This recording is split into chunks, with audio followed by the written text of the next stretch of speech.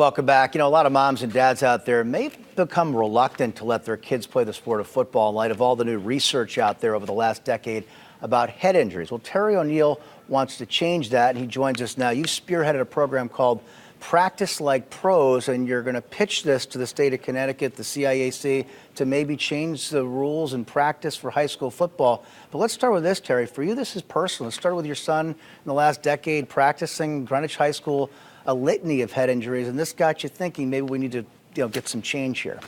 Yeah, Liam had 6 major injuries in high school football, and to my surprise, only 2 of them were in games. 4 of them were in practice. And I'd worked in television and at an NFL club with the New Orleans Saints for a number of years. And I used to say, you'll see more contact on the quarterback in one high school practice than I saw in 25 years in the NFL.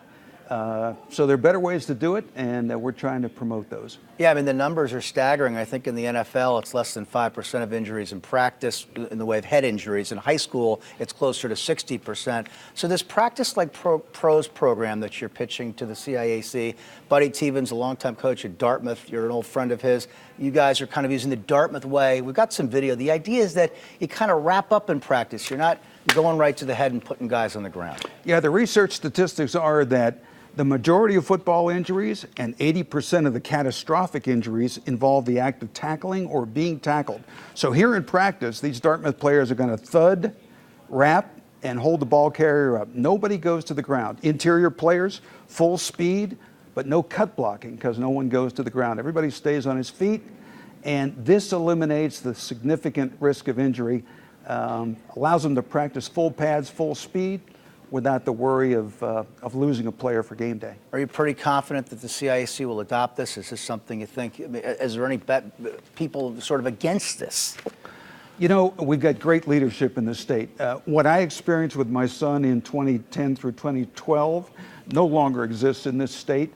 You got great leadership in Dr. Carissa Niehoff at the SEAC, and the coaches are the ones who have voluntarily offered to reduce practice contact. Normally, it's the governing body imposing it on coaches. In this state, great to see, the coaches have initiated the proposal, and so I think those 2 groups can get together. Are you confident if this is adopted in Connecticut, maybe across the country, Terry, that we'll see the numbers for football come back because they're down? I mean, people are afraid to let their kids play the sport. Right. The beauty of the Connecticut proposal is it would make our state the most restrictive, the most progressive state in the country. And if passed, this proposal would allow us to take a model to the rest of the country where, as you say, even in the South, in Georgia, in South Carolina, they're losing participation. So, yeah, it's a problem everywhere. Some clinics this week. You'll be around the state. Eric Mangini's camp Saturday, and some of this stuff will be explored and talked about. Yeah, you know, coaches, when we first founded the movement 5 years ago, said to me, Terry, we'd all like to practice with less contact. We just don't know how.